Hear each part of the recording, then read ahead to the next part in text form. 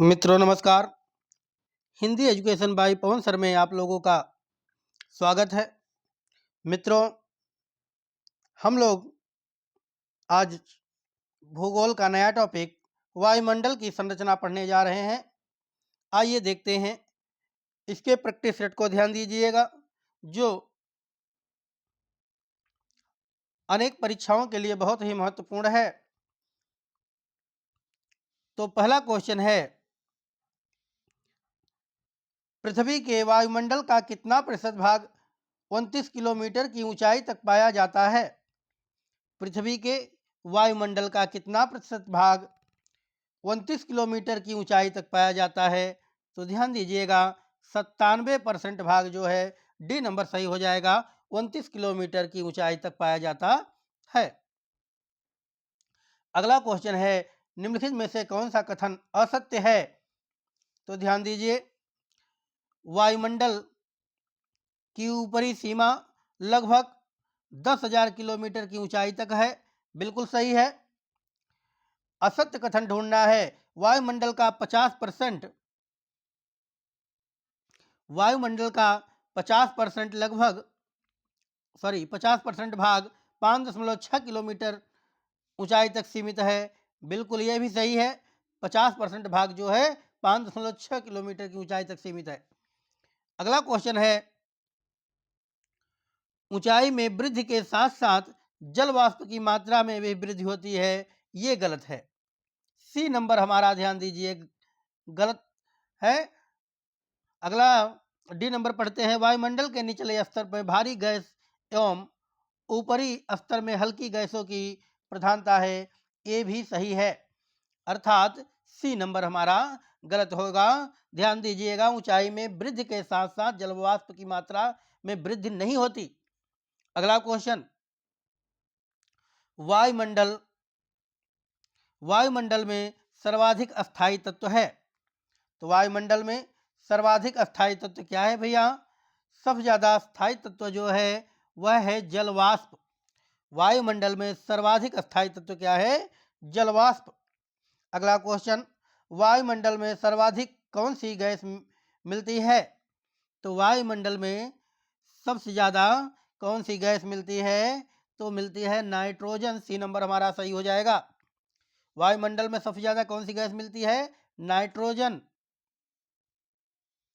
और वायुमंडल में सर्वाधिक अस्थायी तत्व बता दिया गया जलवाष्प। अगला क्वेश्चन, वायुमंडल में सर्वाधिक मात्रा में विद्यमान अक्रिय गैस कौन सी है? तो सर्वाधिक मात्रा में विद्यमान अक्रिय गैस कौन सी है? तो ध्यान देना भैया, आर्गन है। कौन सी है गैस है? आर्गन। वायुमंडल में सबसे ज्यादा मात्रा में विद्यमान अक्रिय गैस कौन सी है? आर्गन है। अगला क्वेश्चन, वायुमंडल मुख्यतः गर्म होता है। वायुमंडल मुख्यतः गर्म होता है, क्यों? सूर्य की सीधी किरणों से। गलत। पृथ्वी के विकिरण द्वारा। बिल्कुल सही है, पृथ्वी के विकिरण द्वारा वायुमंडल जो है मुख्यतः गर्म होता है। अगला क्वेश्चन ध्यान दीजिएगा, 7 नंबर, निम्न में से कौन सा युग्म वायुमंडल की गैसों की बढ़ती मात्रा को दर्शाता है? कौन सा युग्म है जो वायुमंडल की गैसों की बढ़ती मात्रा को दर्शाता है? तो ध्यान दीजिए भैया, ए नंबर हमारा बिल्कुल सही हो जाएगा। ओजोन, कार्बन डाइऑक्साइड, ऑक्सीजन और नाइट्रोजन। ध्यान रखिए, यह जो है वह वायुमंडल की गैसों की बढ़ती मात्रा को दर्शाता है।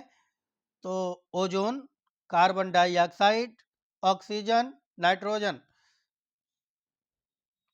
अगला क्वेश्चन है, निम्नलिखित में से कौन सी गैस ग्रीन हाउस प्रभाव के लिए उत्तरदायी है? ग्रीन हाउस प्रभाव के लिए उत्तरदायी है तो CO2, कार्बन डाइऑक्साइड। CO2 जो ग्रीन हाउस प्रभाव के लिए उत्तरदायी है। अगला क्वेश्चन, सूर्य की तीव्र किरणों द्वारा झुलसने से वायुमंडल की कौन सी गैस हमारी रक्षा करती है? तो सूर्य की तीव्र किरणों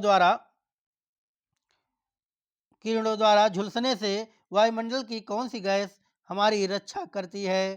तो ध्यान दीजिएगा, यह है गैस ओजोन। सी नंबर हमारा सही हो जाएगा। ओजोन गैस जो है वह झुलसने से वायुमंडल की हमारी रक्षा करती है। तो सूर्य की किरणों से झुलसने से हमारी रक्षा करती है, वो गैस कौन है? ओजोन गैस है। अगला क्वेश्चन, पृथ्वी के वायुमंडल में पाई जाने वाले निम्नलिखित गैसों का सही और वही क्रम क्या होगा? पृथ्वी के वायुमंडल में पाई जाने वाली निम्नलिखित गैसों का सही अवरोही क्रम हो क्या होगा? तो ध्यान दीजिएगा, क्या हो जाएगा भैया? सबसे पहले देखें, नाइट्रोजन गैस पाई जाती है।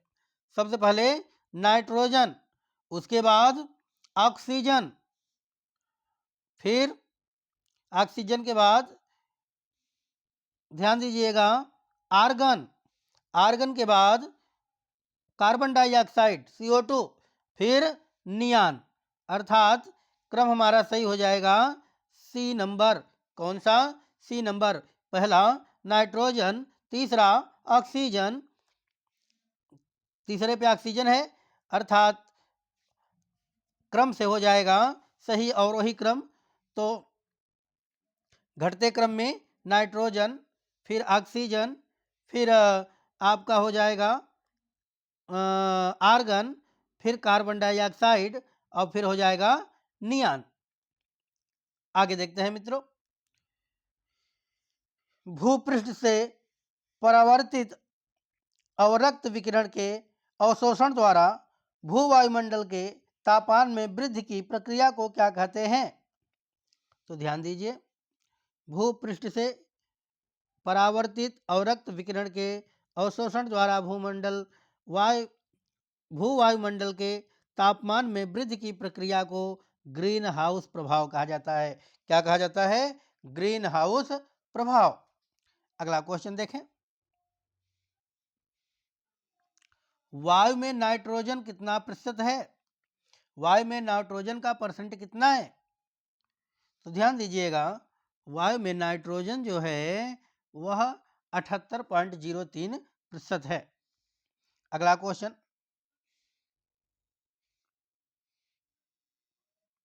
सही उत्तर चुनिए जो कि वायुमंडल की परतों की क्रमबद्धता को दर्शाते हैं। वायुमंडल की परतों की क्रमबद्धता को दर्शाते हैं।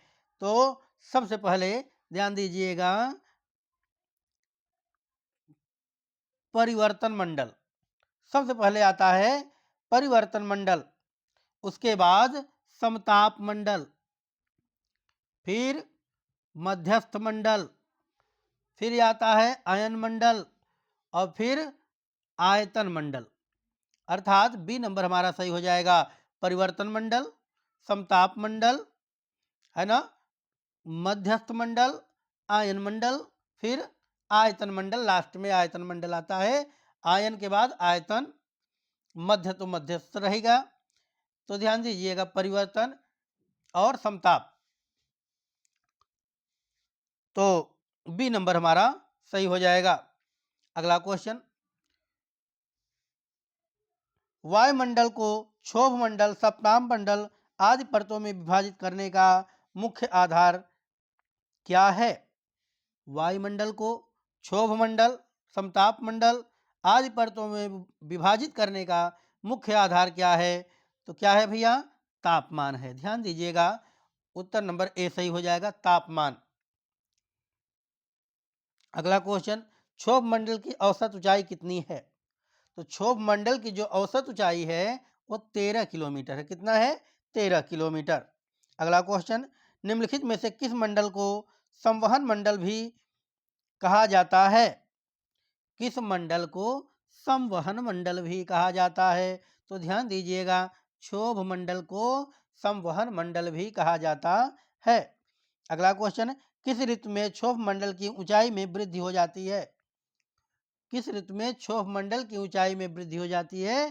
तो ग्रीष्म ऋतु में। ग्रीष्म ऋतु में जो है क्षोभ मंडल की ऊंचाई में वृद्धि हो जाती है। अगला क्वेश्चन है, क्षोभ मंडल की धरातल से अधिकतम ऊंचाई है कितनी है? क्षोभ मंडल से धरातल क्षोभ मंडल की धरातल से अधिकतम ऊंचाई कितनी है? तो ध्यान दीजिएगा 18 किलोमीटर। डी नंबर हमारा सही हो जाएगा। क्षोभ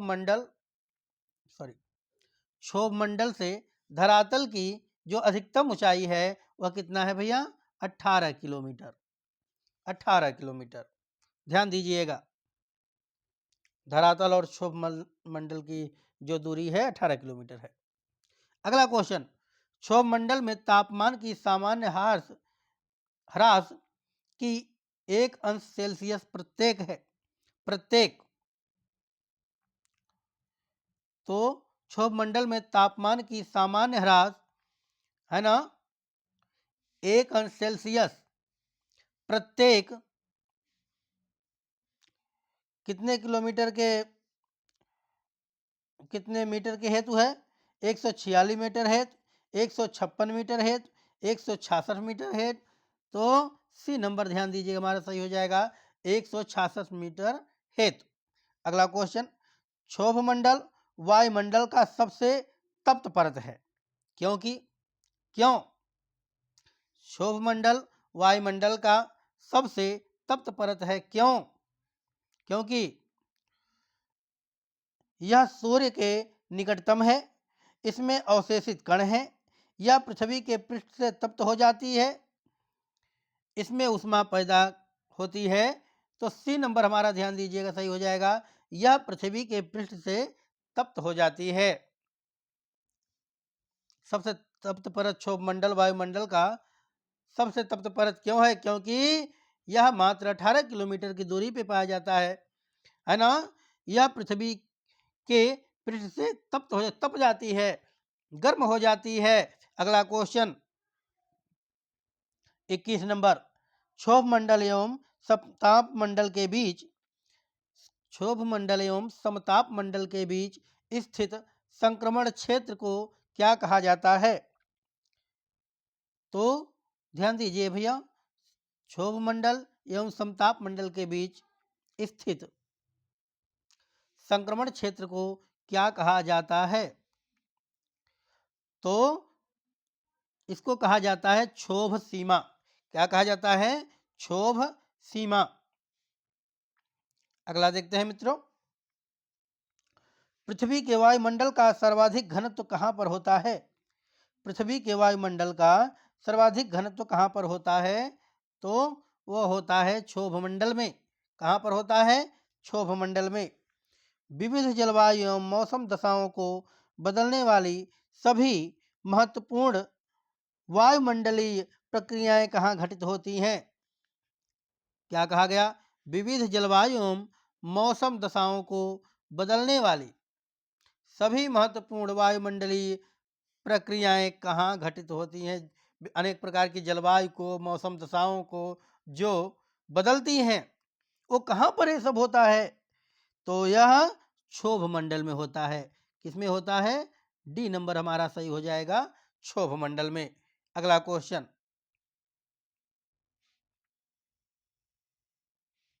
देखें,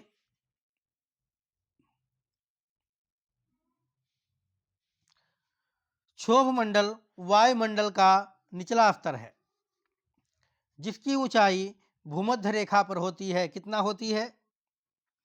क्षोभ मंडल वायुमंडल का निचला स्तर है जिसकी ऊंचाई भूमध्य रेखा पर होती है 10 मील, 9 मील, 6 मील, 4 मील। तो कितनी होती है भैया?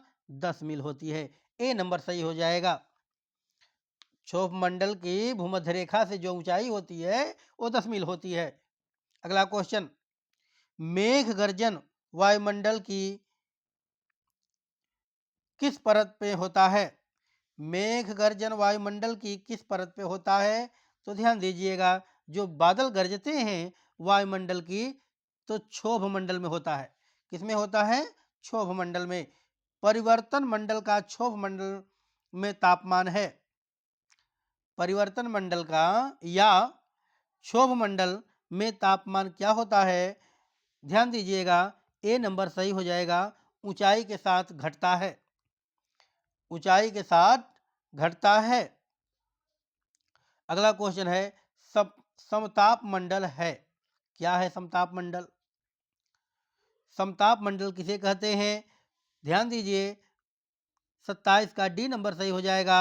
क्षोभ सीमा के ऊपर स्थित प्रदेश जो है, क्षोभ सीमा के ऊपर स्थित प्रदेश जो है वही समताप मंडल कहलाता है। अगला क्वेश्चन, वायुमंडल की किस सतह में तापमान में बहुत अधिक उतार चढ़ाव नहीं होता है? वायुमंडल की किस सतह में तापमान में बहुत अधिक उतार चढ़ाव नहीं होता? तो ध्यान दीजिएगा भैया, समताप मंडल में जो होता है बहुत उतार चढ़ाव नहीं पाए जाते हैं। अगला क्वेश्चन,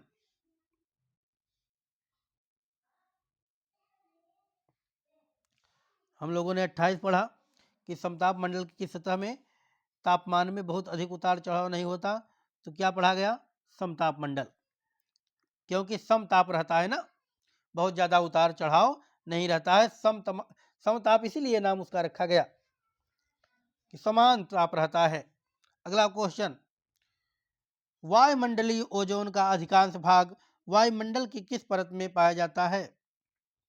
वायुमंडलीय ओजोन का अधिकांश भाग है जो वायुमंडल की किस परत में पाया जाता है? वो पाया जाता है समताप मंडल में। किस में पाया जाता है? समताप मंडल में। अगला क्वेश्चन, निम्नलिखित में से कौन सी वातावरणीय परत सूर्य की पराबैंगनी किरणों को अवशोषित कर लेती है? कौन सी वातावरणीय परत है जो सूर्य की पराबैंगनी किरणों को अवशोषित कर लेती है? वो है ओजोन मंडल। डी नंबर हमारा सही हो जाएगा। ओजोन मंडल जो है वो वातावरणीय परत सूर्य की जो पराबैंगनी किरणें हैं उनको अवशोषित कर लेती है, ओजोन पर मंडल। अगला क्वेश्चन, समताप मंडल को जेट विमानों की उड़ान के लिए आदर्श माना जाता है, क्योंकि भाई जहाँ पे वायु जो है समान रूप से होगी, बहुत ज़्यादा न गर्म होगा, बहुत ज़्यादा न ठंडा होगा, वहाँ पे वायुयान उड़ सकते हैं, वहाँ पे वायुयान उड़ते हैं। तो जेट विमानों को उड़ान के लिए आदर्श माना जाता है, क्योंकि ध्यान दें, इस परत सॉरी इस परत में उपस्थित ओजोन के कारण ईंधन की खपत कम होती है? नहीं, ऐसी बात नहीं है। इस परत में तापमान सम रहता है जो ईंधन की दक्षता के लिए अनुकूल परिस्थिति है? नहीं। तो ध्यान दीजिएगा, क्या कहा गया? यह परत विमान भेदी शस्त्रों की मारक क्षमता से बाहर है? बिल्कुल नहीं। इस परत में बादल तथा अन्य मौसमी घटनाएं नहीं होती हैं, इसके कारण विमान को वहां ले जाया जाता है। ध्यान दीजिएगा, इस परत में बादल तथा अन्य मौसमी घटनाएं नहीं होती हैं, क्योंकि ये सब क्षोभ मंडल में होती हैं और समताप मंडल में ये सब घटनाएं नहीं होती हैं, जिसके कारण वहां विमान उस पर चलता है। अगला क्वेश्चन,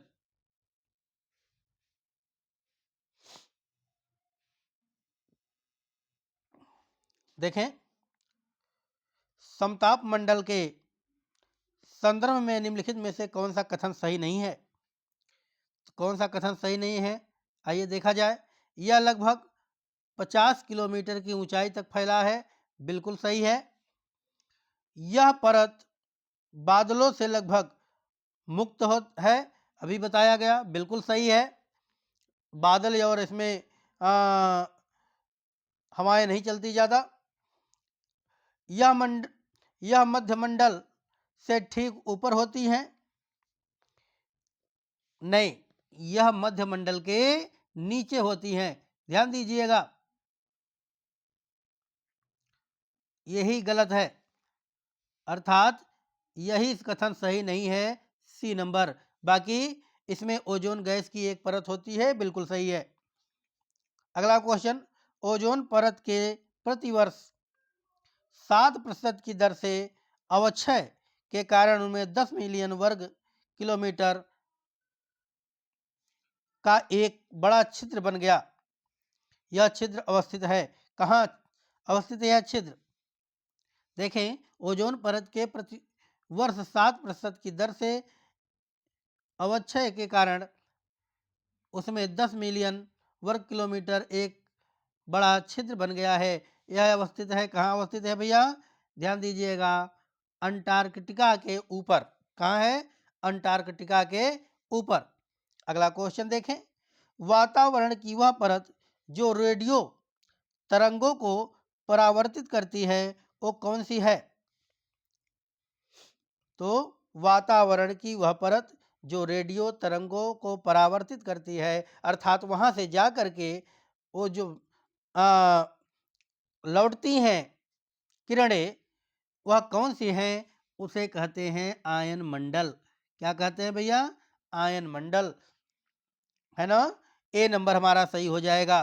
ध्यान दीजिएगा, बरसात और बादल ये सब क्षोभ मंडल में होते हैं। रेडियो तरंगे जो हम जो हमारे उपकरण हैं इलेक्ट्रॉनिक, ये किसको टच करके वापस लौटते हैं? आयन मंडल को। और समताप मंडल में हमारे हवाई जहाज चलते हैं। जो समताप मंडल क्यों रखा गया, बता दिया गया कि इसमें न तो बहुत ज़्यादा गर्मी होती है न बहुत ज़्यादा ठंडी होती है, बिल्कुल साधारण मौसम होता है जिस पे वायु चलना बड़ा आसानी होती है, अर्थात वायुयान चलना बड़ी आसानी होती है। अगला क्वेश्चन, संचार उपग्रह किस वायुमंडलीय स्तर में स्थित होते हैं? तो संचार उपग्रह जैसा बताया गया अभी, संचार उपग्रह आयन मंडल में स्तर में स्थित होते हैं, आयन मंडल में। अगला क्वेश्चन, वायुमंडल में ओजोन स्तर के अवक्षय का कारण निम्नलिखित में से कौन सा रसायन है? तो ओजोन वायुमंडल में, ध्यान दीजिएगा, वायुमंडल में ओजोन स्तर के अवक्षय का कारण निम्नलिखित में से कौन सा रसायन है? तो वह कौन सा है भैया? क्लोरोफ्लोरोकार्बन है। डी नंबर हमारा सही हो जाएगा। अगला क्वेश्चन देखें, रेडियो की लघु तरंगे आयन मंडल के किस परत से परावर्तित होकर धरातल पर आती हैं? तो रेडियो की जो छोटी तरंगे होती हैं, लघु तरंगे, आयन मंडल के किस परत से परावर्तित होकर के धरातल पर आती हैं? तो यह है यफ परत से, अर्थात फिसल कर यही धरातल पर आ जाती है भाई। यफ परत जो है यहीं से फिसल करके धरातल पे आ जाती हैं, ध्यान दीजिएगा। अगला क्वेश्चन, ऊपर से नीचे की ओर वायुमंडल की विभिन्न परतों की सीमाओं का कौन सा क्रम सही है? ऊपर से नीचे की ओर वायुमंडल की विभिन्न परतों की सीमाओं का कौन सा क्रम सही है? तो ध्यान दीजिएगा,